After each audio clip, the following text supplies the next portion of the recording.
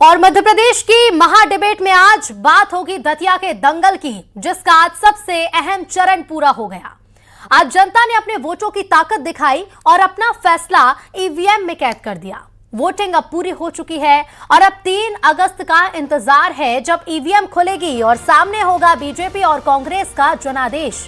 कौन जीता कौन हारा ये तो काउंटिंग के बाद ही पता चलेगा, लेकिन जीत के अपने अपने दावे भरपूर हैं। बीजेपी और कांग्रेस कोई पीछे नहीं है जीत का दावा ठोकने में। किसके दावों में दम है और जनता किसके संग है, आज इसी पर करेंगे अपने मेहमानों के साथ चर्चा। लेकिन उसके पहले इस रिपोर्ट को देखिए।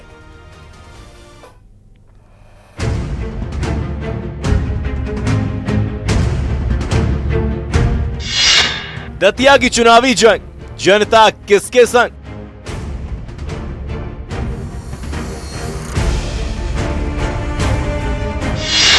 वोटिंग खत्म, नतीजों की बारी, किसका पलड़ा भारी? भारतीय जनता पार्टी जीते ये सोच था, दतिया का विकास हो ये सोच था। कांग्रेस जब हारती है तो ऐसे ही आरोप लगाती है, ये हताशा और निराशा का परिचय है। विकास पसंद दतिया की जनता है, तो विकास को पसंद करें। किसकी जीत किसकी हार, दतिया में कौन इस बार? जिस प्रकार से मैं भी दतिया में गांव-गांव गया, लोगों में एक आक्रोश था, डर था, भय भी था। सरकार दबा रही थी, सरकार के लोग दबा रहे थे। आज जनता जिस प्रकार से खुल के वोटिंग डाल रही है, कर रही है, तो ये कांग्रेस के पक्ष में रहेगा। हाथ या कमल, किसकी चुनावी रणनीति सफल? प्रणाली से, सोच से, विचार से उनकी जो राजनीति है वो आतंकवादी जो 2023 में जनता ने किया, हमारे कांग्रेस के सभी संघर्षशील साथी किया, वो अमीर से उसका फायदा। आशुतोष वर्सेस घनश्याम, कौन मारेगा मैदान?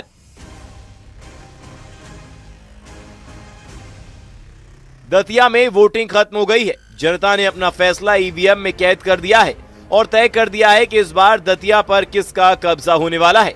साथ ही पीछे छोड़ दिए हैं कई सवाल। क्या जनता 2023 की राह पर चलते हुए कांग्रेस पर भरोसा जताएगी या एक बार फिर बीजेपी को मौका देगी? क्या टिकट कटने पर छलके नरोत्तम मिश्रा के आंसू काम आएंगे और बीजेपी के आशुतोष तिवारी की जीत धांसू होगी, या फिर कांग्रेस के घनश्याम इस चुनावी घमासान में जीत हासिल कर पाएंगे? क्या जनता हाथ का साथ देगी या फिर कमल का मिशन सफल होगा? क्या कांग्रेस अपनी सीट बचा पाएगी या बीजेपी एक बार फिर अपने गढ़ पर जीत का परचम लहराएगी? इन सभी सवालों का जवाब एक है। वो जवाब मिलेगा 3 अगस्त को और पता चलेगा कि इस बार कौन बना दतिया का धुरंधर।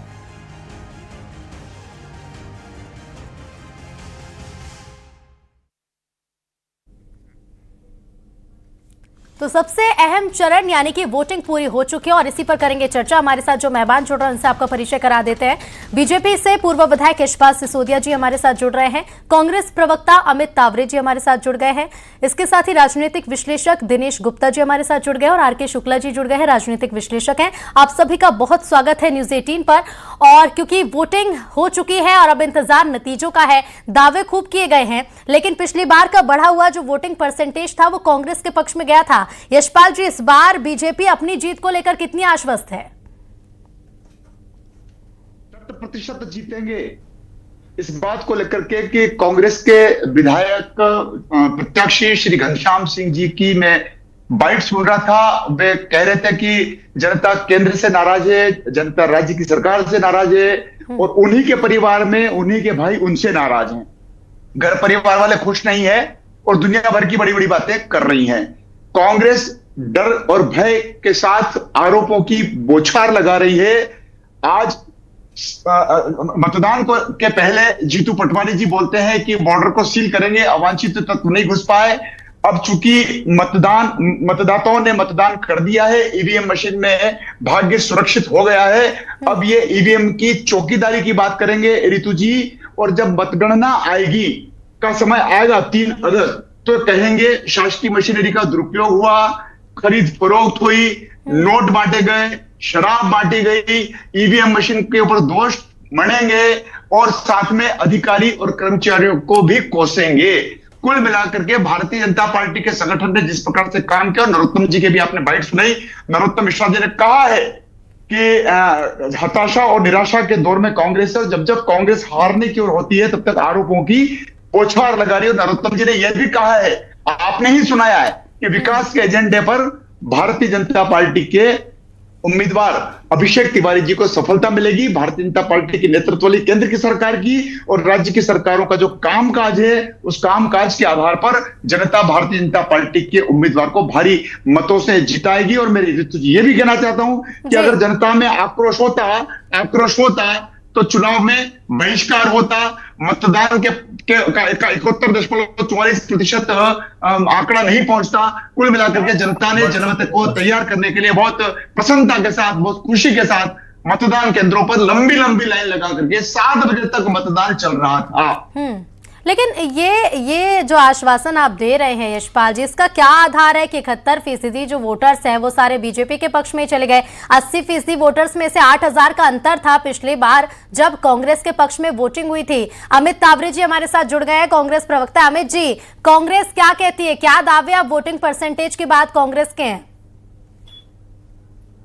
देखिए, ये कोई अप्रत्याशित बात नहीं है ऋतु जी। इसको हमको इस तरह से समझना होगा कि जब 2023 में चुनाव हुआ था, मुख्य चुनाव, तब मध्य प्रदेश के भाजपा के तथा कथित चाणक्य, हम तो उनको चाणक्य नहीं मानते, लेकिन बीजेपी के लोगों में ये था कि वो मध्य प्रदेश के भाजपा के चाणक्य हैं, पूर्व गृह मंत्री हैं, तमाम पदों पर रहे, लंबे समय से विधायक, लेकिन उसके बाद भी उनको घर बैठा दिया था। और इस बार तो वो खुद भी नहीं है चुनाव में। और रही बात कांग्रेस पार्टी की, तो आप देखिए कि सारी चीजें जो है वो कांग्रेस के अनुकूल हैं। आप देखिए अवधेश नायक जी किस तरीके से कांग्रेस प्रत्याशी का प्रचार प्रसार कर रहे हैं। सबसे बड़ी जीत का दावा यदि कोई वहां पर कर रहा है तो अवधेश नायक जी कर रहे हैं। और वहीं पर यदि नरोत्तम मिश्रा जी को देखा जाए तो वो चुनावी सभाओं में अपने आंसू बहा बहा कर जो संदेश देना चाहिए अपने समर्थकों को और दतिया की जनता को, वो उन्होंने दे दिया है।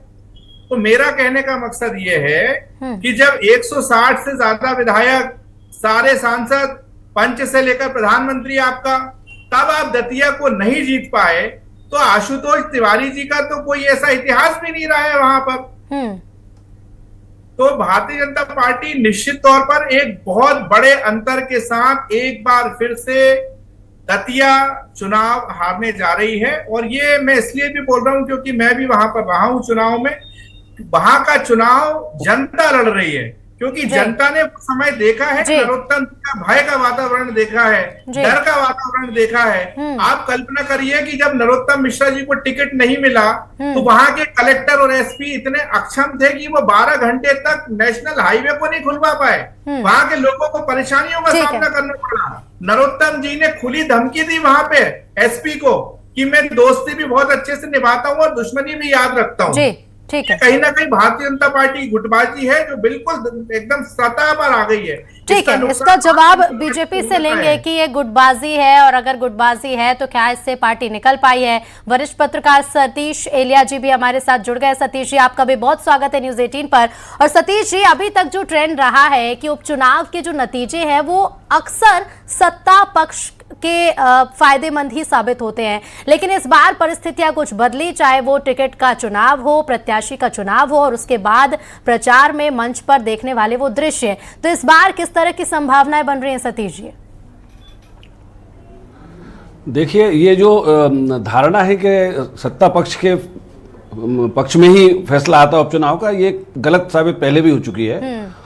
और भारतीय जनता पार्टी की सरकार के दौरान ही उपचुनाव भारतीय जनता पार्टी के विरोध में भी आ चुका है। वो सत्ताधारी दल होने के बावजूद चुनाव हार चुकी है। लेकिन आज ये प्रश्न नहीं है। प्रश्न ये है कि दतिया में जो स्थितियां थी, दोनों दलों में बराबर की स्थिति थी। नाराजगी इस तरफ भी थी, नाराजगी उस तरफ भी थी। और जहां तक दतिया की बात है तो दतिया में भारतीय जनता पार्टी जीती भी रही है और कांग्रेस भी जीती रही है। तो दतिया इतना आसान नहीं है ये कहना कि सत्ताधारी दल का प्रत्याशी जीतेगा, जी। लेकिन सत्ताधारी दल के तमाम लोगों ने एकजुटता से पूरी तैयारी से और पूरा मिलजुल कर चुनाव कम से कम वहां लड़ा है। और नरोत्तम मिश्रा के लिए भी, चूंकि ये चुनाव बहुत महत्वपूर्ण है कि अगर भारतीय जनता पार्टी पराजित वहां से हो जाएगी तो वो उसका दोष नरोत्तम मिश्रा पर ही प्रकारांतर से आएगा।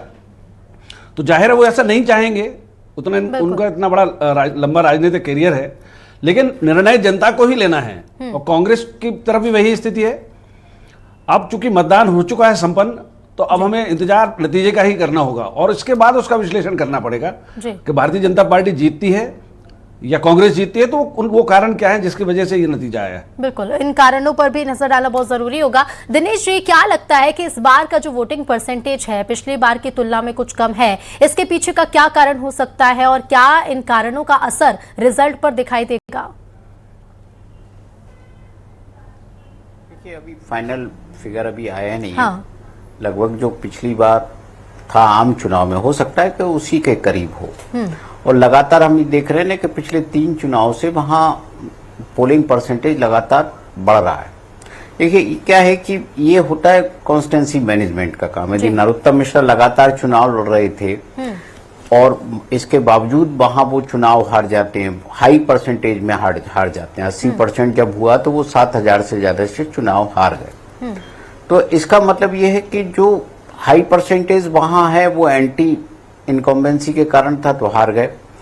अब नरोत्तम मिश्रा की एक फॉलोइंग तो वहां है ना, 20, 25, 30 हजार जो अपना वोट होता है, नेता का पर्सनल वोट होता है, जिसने आंसुओं को देखा है, जिसने ये देखा है कि किस तरह से उनको टिकट ना देकर पार्टी ने उनको नजरअंदाज किया है या जिस तरह से अपमान किया है, वो उनके लोगों ने कितना भुलाया है। वो लोग भी तो वोट डालने निकले होंगे, उनका वोट क्या 100% भारतीय जनता पार्टी को गया, ये महत्वपूर्ण होगा वहां। यदि सारे लोग जो उनके पर्सनल फॉलोअर हैं, जो भारतीय जनता पार्टी के फॉलोअर नहीं है, व्यक्तिगत नरोत्तम मिश्रा के फॉलोअर हैं, उन्होंने किस तरह का वोट किया और नरोत्तम मिश्रा ने अपने प्रचार के जरिए कितना लोगों के बीच ये संदेश दिया कि नहीं, मैंने सारी चीजें भुला दी और मैं भारतीय जनता पार्टी के लिए काम कर रहा हूं। आमतौर पर ऐसा होता नहीं है किसी चुनाव में कि एक नेता को यदि आप इस तरह से टिकट ना दें और आपका सपोर्टर जो है विरोधी को जिता दे, ऐसा आमतौर पर होता नहीं है राजनीति में। राजनीति में जो कुछ होता है वो खुद के लिए होता है, दूसरे के सिर पे सहरा बांधने के लिए नहीं होता। कोई भी नेता नहीं चाहेगा कि उसकी कॉन्स्टिट्यूंसी में कोई नया नेतृत्व उभर कर आए, ये हमेशा के लिए जो है एक समस्या का कारण होता है।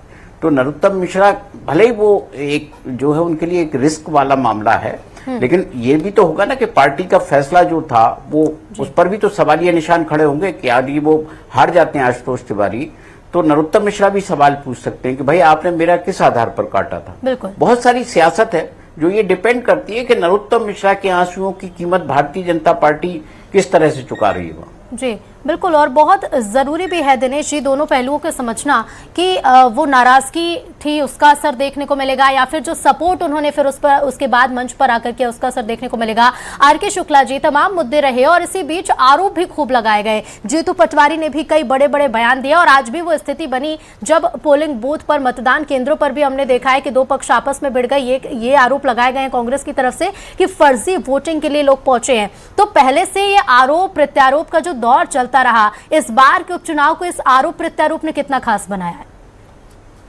देखिए, आरोप प्रत्यारोप सभी चुनाव में लगते हैं, सभी विधानसभाओं में लगते हैं, लेकिन ये प्रदेश का बाईपोल चुनाव था। ये बात भी बिल्कुल सही है कि जो दतिया विधानसभा है जो भारतीय जनता पार्टी का गढ़ रहा।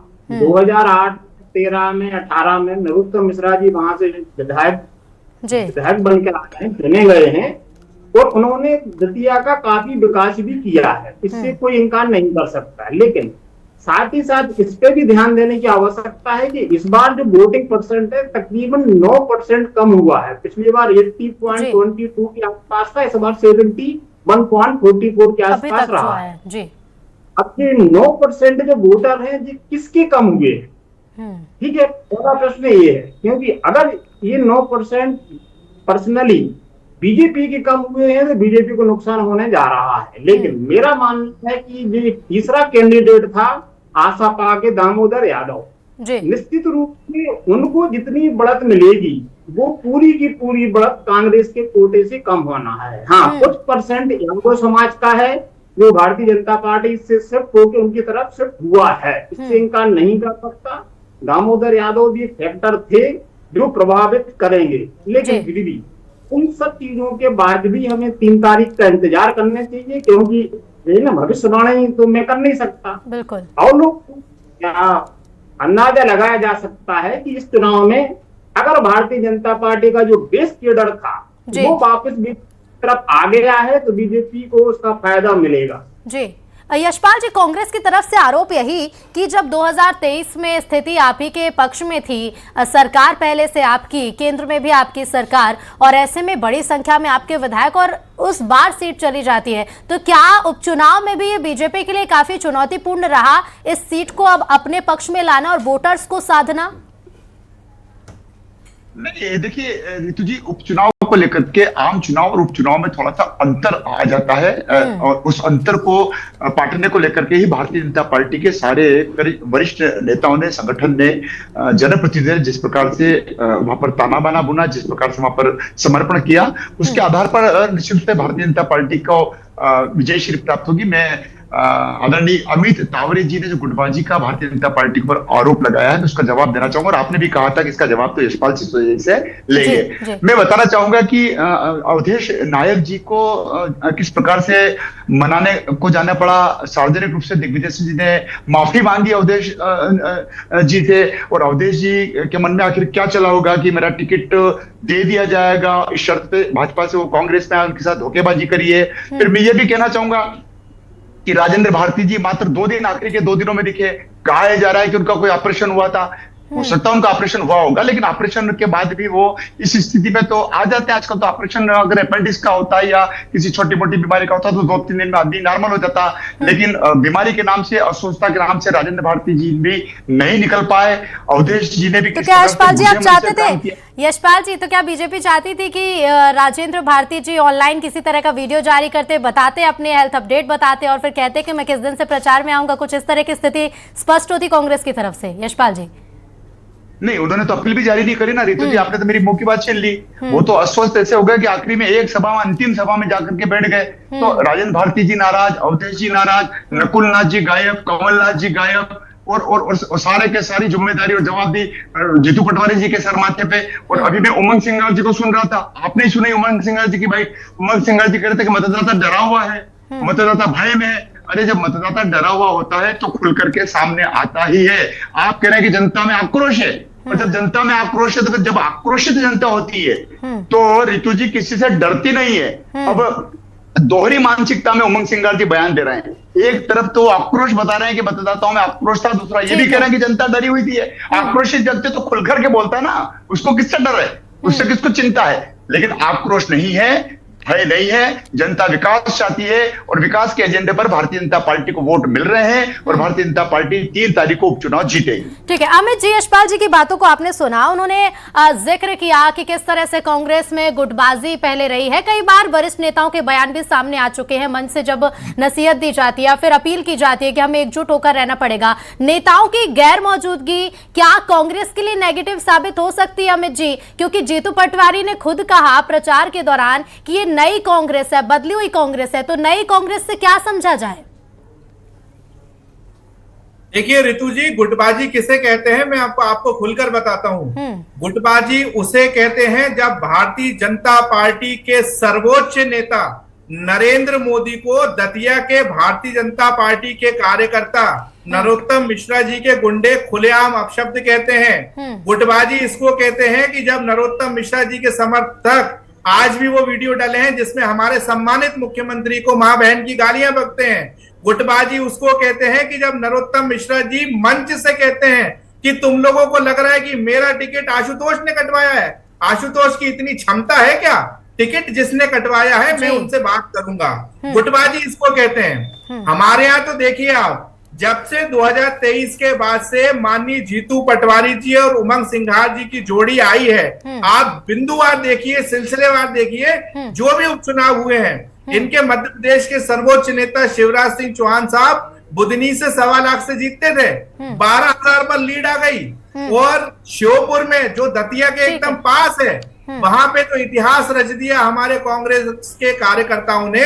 लेकिन अमित जी, आप कह रहे हैं कि जीतू पटवारी जी उमंग सिंगार जी की जोड़ी है, लेकिन इस जोड़ी के साथ साथ और भी वरिष्ठ नेता एक साथ क्यों नहीं नजर आते हैं? आप नरोत्तम मिश्रा जी के जो घटनाक्रम है उसका जिक्र कर रहे हैं, वो घटनाक्रम हुआ है मध्य प्रदेश में, लेकिन उसके बाद मंच पर नरोत्तम मिश्रा नजर भी आए हैं, नरोत्तम मिश्रा अपील करते भी नजर आए हैं। फिर कांग्रेस के वरिष्ठ नेता कहां गुम हो जाते जब प्रचार होता है? जब विधानसभा का चुनाव 2023 में हुआ, रीवा में नामांकन करने कोई नेता जब नहीं पहुंचे, इस तरह की कई बार स्थितियां देखने को मिली हैं और यही वजह है फिर गुटबाजी के आरोप सालों से कांग्रेस पर लगते रहे। तो क्या ये बहुत बड़ी चुनौती कांग्रेस इसे मानती है, गुटबाजी से उभरना या फिर इन आरोपों से ही उभर जाना? अमित जी, आप ये बताइए कि गुटबाजी किसे कहते हैं? जब सर्वोच्च नेताओं को गालियां दी जाती है उसे कहते हैं। अवधेश नायक जी तो लगातार प्रदेश अध्यक्ष जी के साथ कांग्रेस प्रत्याशी के लिए वोट मांग रहे हैं, और नरोत्तम मिश्रा जी सभाओं से आंसू बहा रहे हैं, मैसेज दे रहे हैं कि किसको जितवाना है।